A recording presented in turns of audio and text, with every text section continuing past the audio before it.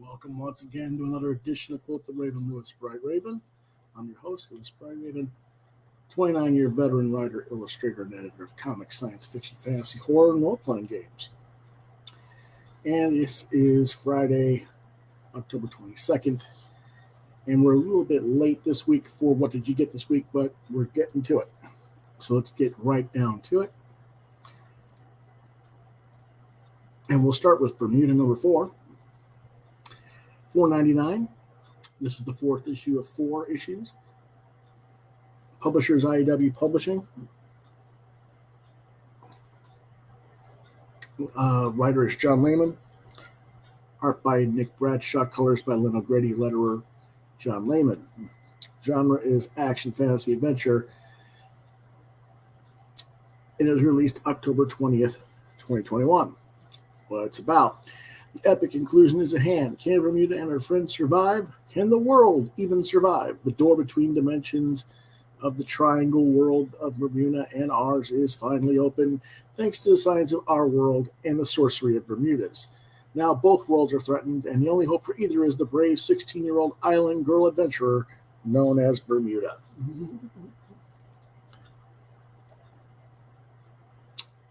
My thoughts are, first, go back and reread the first 3 issues if you have them. Second, remember that the primary reason you're here is to look at Nick Bradshaw's cool-ass artwork. The story is very quick in this issue because it's got to be wrapped up in this issue. So there's a lot of convenient plot contrivances to achieve that end. It's a little too quick. The story could have used another issue to breathe, I think. But everything does seem to fit in its own place, however, so I guess it's all right. If they do another series with these characters, I would hope that they realize they can go longer because there's so much stuff to explore with the concept that they really didn't even show in this series yet. And, as long as you've got a solid artist like Bradshaw doing it, I'm pretty sure that it should market well. I don't see why it wouldn't. It's recommended for ages 12 and up. I give it 4 out of 5 stars. Let's take a look at some of that artwork. This is Bermuda going up against one of the monsters.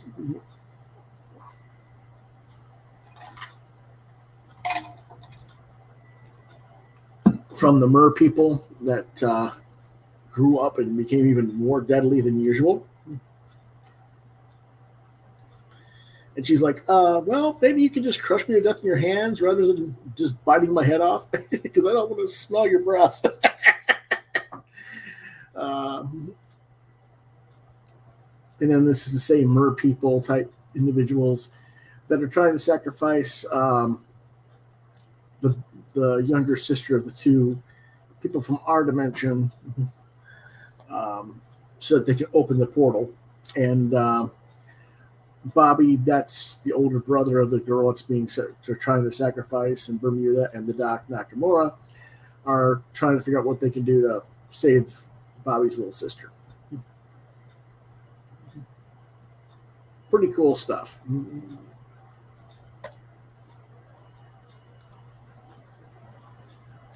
Next book is Beyond the Breach for $3.99. Publisher Aftershock Comics.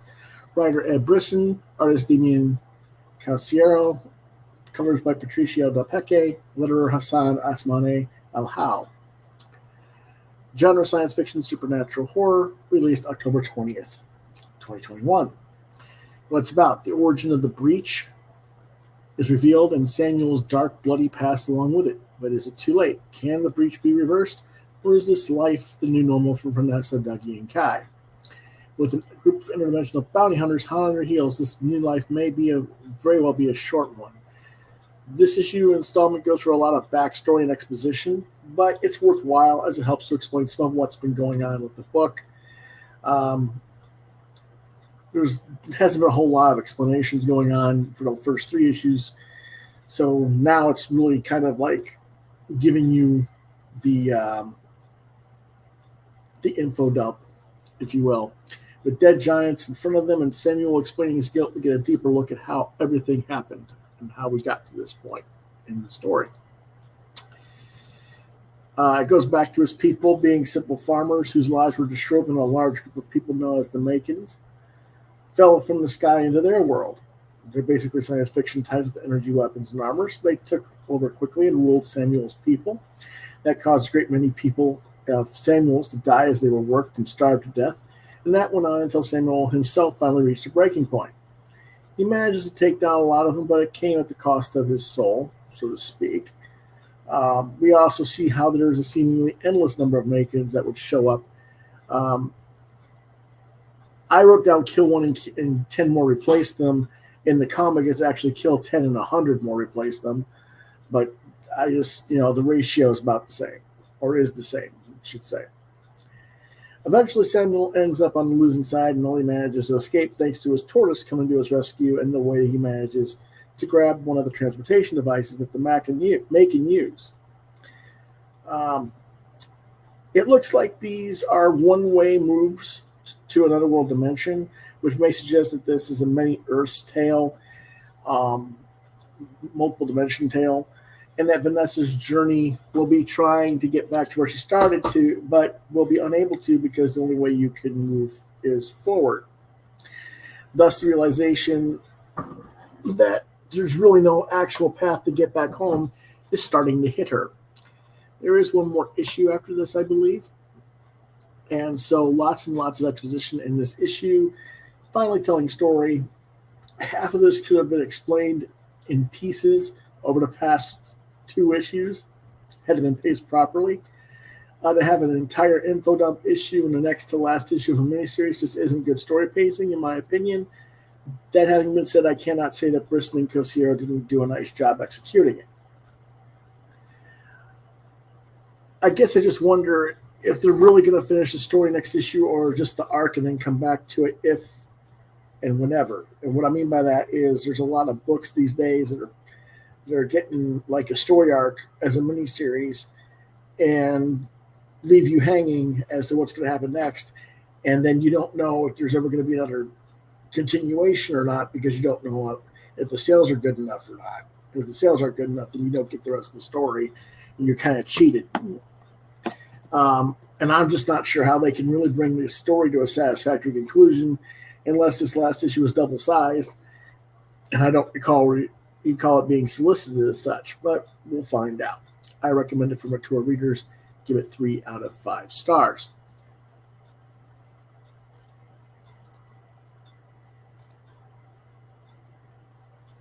Here's some of the artwork. This is Dougie and Kai running out to the trees to look around.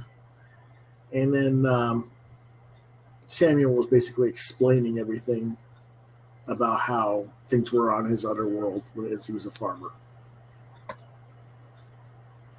And then the people come falling out of the sky, and he's got his tortoise, as you can see. And they were getting killed. He kills people, but then they come back. And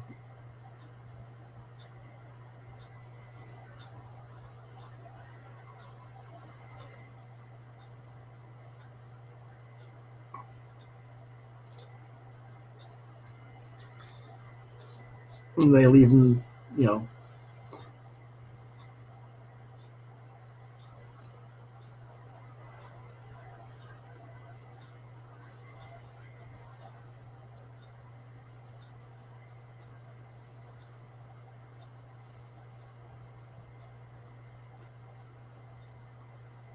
there's this big tortoise that goes and saves him. He grabs the device off of him as they're riding on the back of the turtle, or a tortoise rather. And it basically just sends them sweeping through dimensions.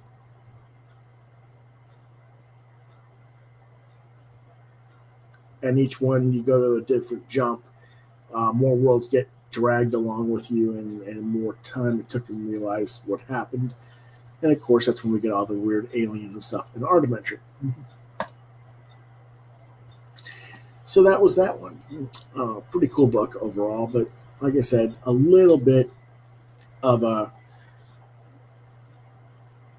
Let me see if I can do it this way. There we go. A little bit left to go with one more issue. I want to see what they're going to do with it and see if they'll actually conclude it or leave the audience hanging. Anyway, the next book is Clans of BELLARI, number 4, for $4.99. Publishers Aftershock Comics. Writers are Peter and Rob Blackie. Art is Daniel Main. Color is Carlos Lopez. The letter is Taylor Esposito, with cover by Eddie Clark and Jose Villarrubia, I believe.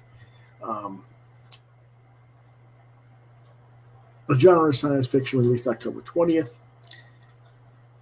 And they were separated last issue, so Tia and Gummy find themselves on divergent paths. After being abducted by the rogue faction, Tia is brought to the leader, Cluthian, who forces her into carrying out a mission that most pilots wouldn't even dream of attempting. But then again, Tia is not most pilots. Unfortunately, it's a crappy ending. It leaves the reader totally hanging, and the author saying at the end of the book, "Thanks for reading. Hope we get to come back and tell you the rest." Well, what the? Another story where 4 issues just isn't enough to tell the story, and the publisher damn well knows it, so why are we limiting the run to 4 issues and leaving the story on a cliffhanger? You go 6 issues, which should be sufficient, and collect the 6 issues into a trade. As a result, I really couldn't get into this issue. The cover does look cool. The art is good, as it has been right along. I'm just baffled by the decision making by the writers and the publisher to end this arc in the manner that they have. Boy, bad decision making.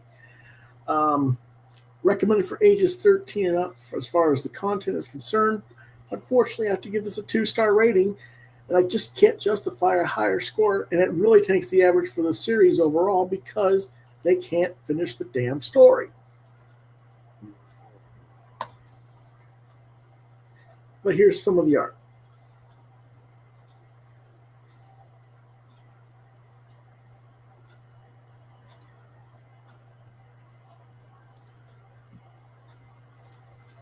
And again, the art looks nice. What it is.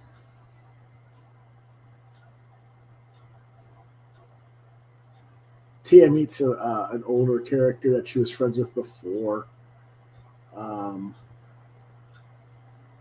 She's a little ticked off about her condition because she's, as you can see, she's missing an eye and other stuff. And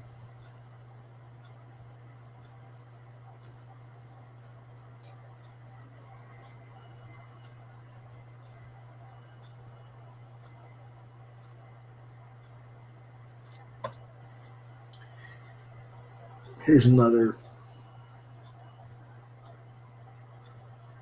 page in the set. It's okay. Again, it's not like this is a big deal as far as the book goes. It's respectable enough. It's just finish the damn story. If this is the last issue of your arc, finish it.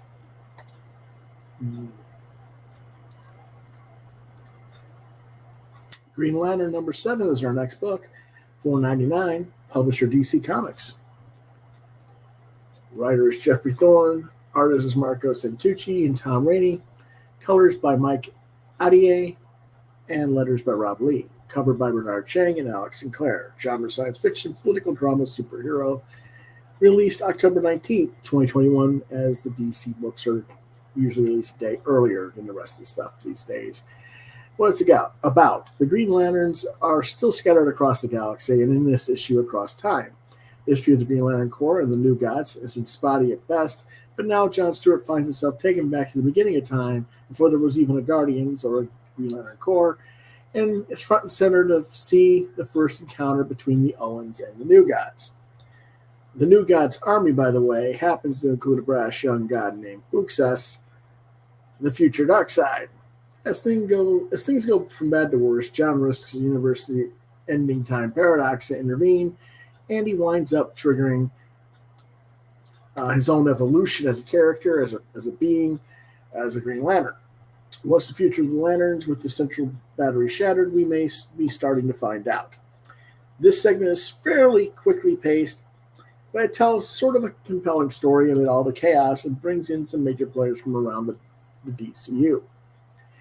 Meanwhile, there's a much more intimate tale going on in the second half of the book as Simon Baz and Joe Moline deal with the fallout from Kelly's attack on New Korugar from last issue and Dojo Kelly that's Teen Lantern. Not only do they encounter a mystery Yellow Lantern, which is now revealed as Jessica Cruz, but Kelly's battle has left her catatonic, despite no evidence of serious injuries. As Thanagarian representatives demand that she be turned over, the Lanterns try to keep the girl's night terrors, which manifest as lantern projections of former Young Justice teammates, mostly Robin, from destroying the ship. Jeffrey Thorne's run has been rather controversial, to put it lightly, in the public comic book dorkdom fandom reviews online, particularly other YouTubers, because he's taken so many Lantern elements off the table, particularly removing Hal Jordan from the mix for the most part. But at its core, it's still a strong character-driven tale about survivors trying to keep the legacy of the Corps alive and maybe build something better in its place.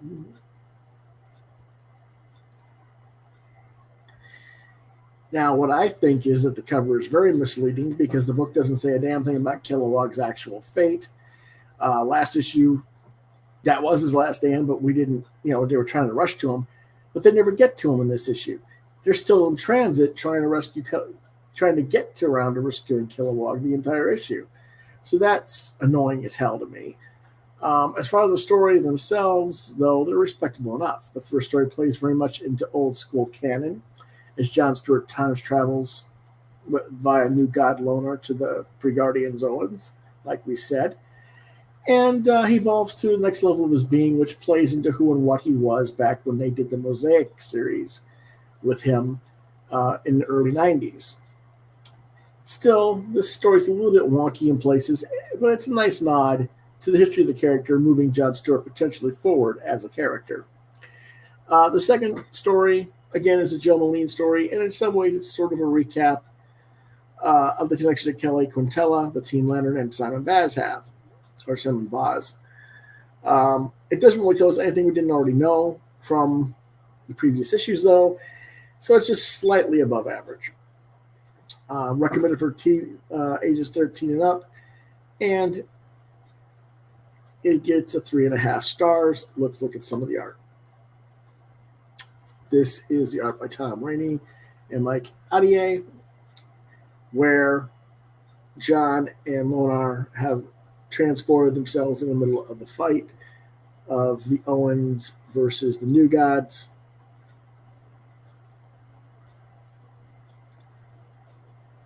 Oops. Thought there was more. There isn't. Okay. My bad.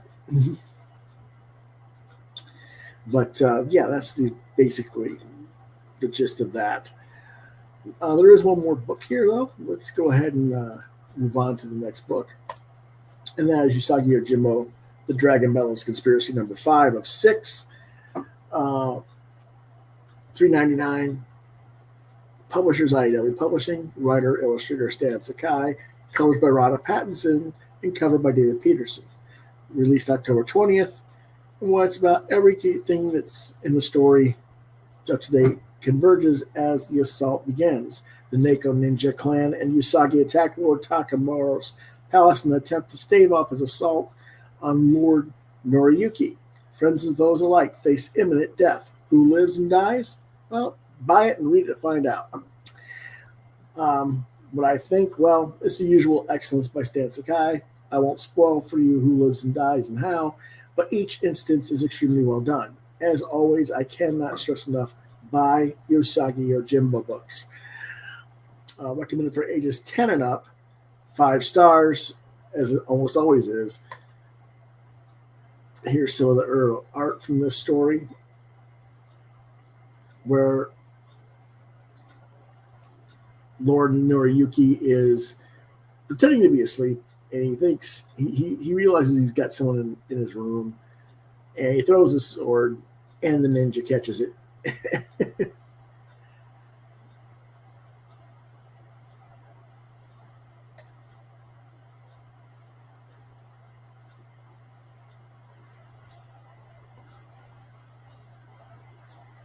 And the ninja basically explains the situation between Usagi and the enemy. And he's explaining that they're currently in a truce and on the same side, basically.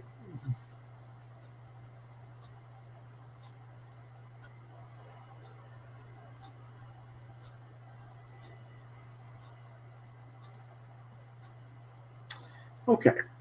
Now, there are some other things I got this week. Just didn't get a chance to get around to reading them yet, so let's take a quick look. We got Heroines by Ted Nafa, or Nafi, and there's 3 issues I got from Scapegoat, I think is the name of the company, Scapegoat Press.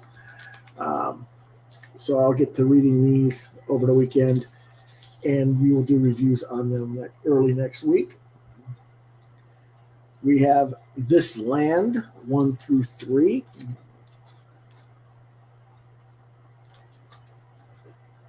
And there's issue number 3.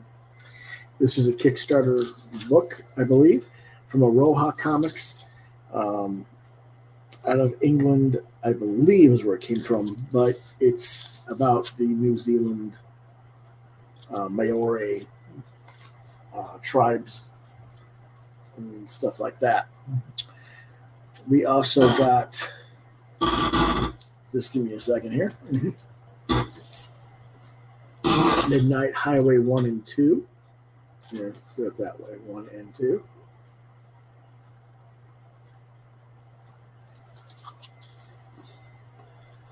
Undercity Tales, Chapter 1. Pocus Hocus, Chapter 1. These are all from Bad Bug Productions.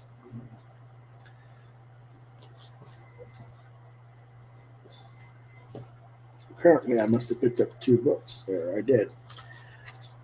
Black Jackets, number 1, number 2, and number 3. All of that stuff came in my mail for crowdfunding today.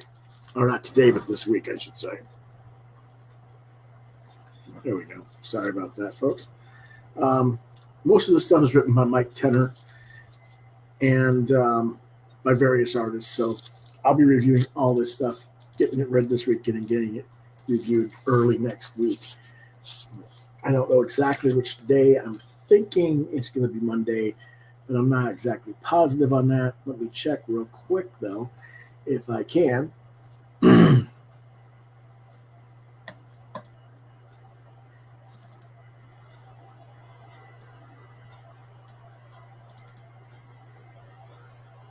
Yeah, Monday is the crowdfunding book reviews for next week is the schedule. So there you go. That's what I'll be doing next week, is reviewing all these books I just showed you on Monday. Now, tomorrow, we have a lot of stuff going on. I've got Booktober,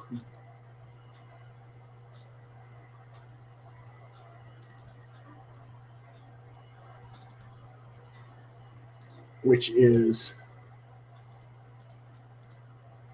still going on daily.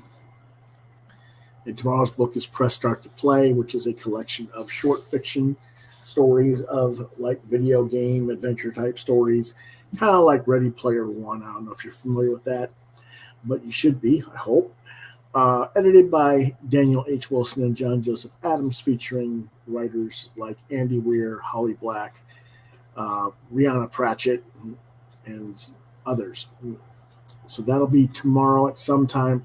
I'm not exactly sure what time yet to be decided, because there's other things going on tomorrow that I wasn't expecting, but it will be on some point tomorrow. Also tomorrow, if you're in the Columbia, South Carolina area, from noon to 2 p.m. at Scratch and Spin Records, Comics, and Movies on 12th Street in the Triangle City area of Columbia, across from the Zestos restaurant, they're having their Wonder Woman Day event. You can get 3 individual titles per customer: Wonder Woman Day one shot, the Princess Diana, Princess of the Amazons, and the Wonder Woman Tempest Tossed previews. From noon to 2 p.m., they'll also have Alexandria Young cosplaying as Wonder Woman. So check that out if you are able.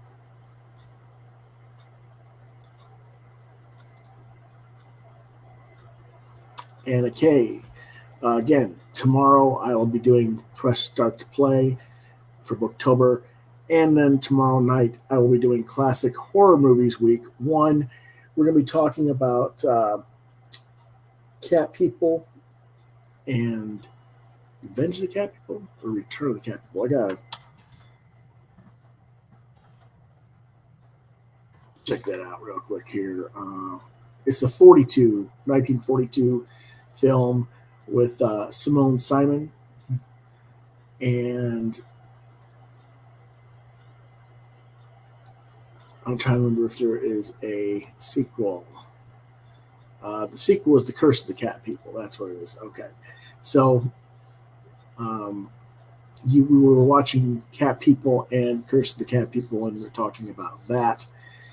I don't know if I'm going to get the 82 film or not. I'm going to try, but I don't know if I have access to it. So if I do, I will go ahead and bring that in, but we'll see. But that is tomorrow. And that is it for this episode. I want to thank you for watching. As always, if you liked this episode, we'd really appreciate it.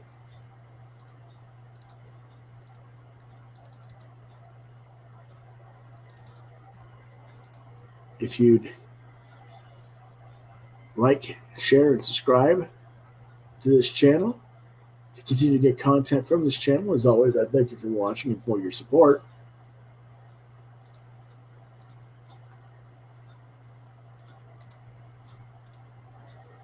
You can reach me on Facebook at Lewis.BrightRaven, at Twitter at Lewis.BrightRave2. You can see some of my own artwork at deviantart.com/BrightRaven. You've been watching Quoth the Raven, Lewis BrightRaven, exclusively on YouTube. If you have questions, comments, suggestions on future episodes, topics you might want me to discuss, stuff like that, maybe commission some artwork, QuoteTheRavenLBR72 at gmail.com is the address to reach me at. And if I don't get back to you within a day or so, try LewisBrightRaven at yahoo.com as a backup. Thanks for watching. We'll see you next time. Have a good one.